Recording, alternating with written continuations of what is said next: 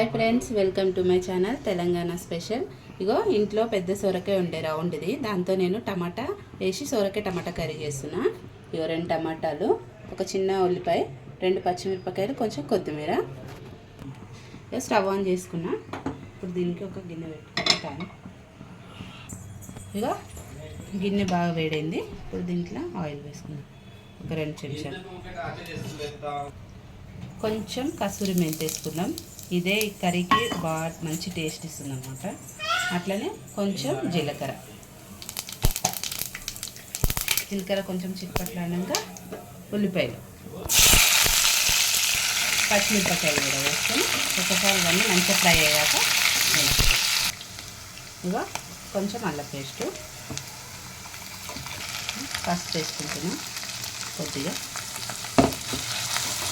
దీంట్లోనే ఇప్పుడు మనం సొరకాయ ముక్కలు వేసేసుకున్నాం. చిన్న చిన్నగా కట్ చేసి పెట్టుకున్నాం కదా, సొరకాయ ముక్కలు ఒక 2 నిమిషాలు మూత పెట్టుకున్నాం. మధ్య 2 నిమిషాలు ఒకసారి కలుపుకున్నాం.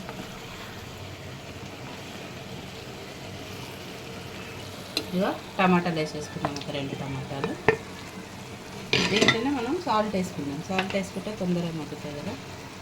ఇది ఒక చెంచా ఉప్పు కలుపుకొని ఒక 2 నిమిషాలు మూత పెట్టుకుందాం, టమాటాలు మెత్తగా మగ్గే వరకు. సరేనా?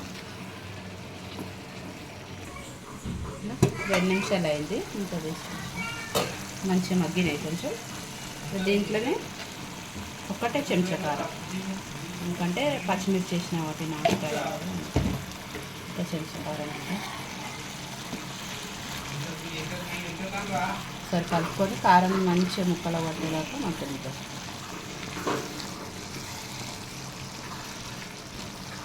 ఇప్పుడు 2 నిమిషాలు మూత పెట్టేసుకుందాం. ఇగో అయిపోయింది 2 నిమిషాలు. ఎంత బాగా ఉడుకుతుంది, ఆయిల్ మొత్తం కూడా పైన తేలింది. ఇంతే, ఎంతో టేస్టీగా ఉండే సొరకాయ టమాటా కర్రీ నా స్టైల్లో చాలా బాగుంటుంది. ఇప్పుడు దీంట్లో కొత్తిమీర వేసుకొని దింపేసుకోవడమే. ఇది చపాతీలోకి అయితే చాలా బాగుంటుంది. చపాతీలు చేసుకొని తినండి మీరు కూడా, ఇట్లా ఫ్రై చేసుకొని బాగుంటుంది. ఓకేనా ఫ్రెండ్స్? ఇంతే.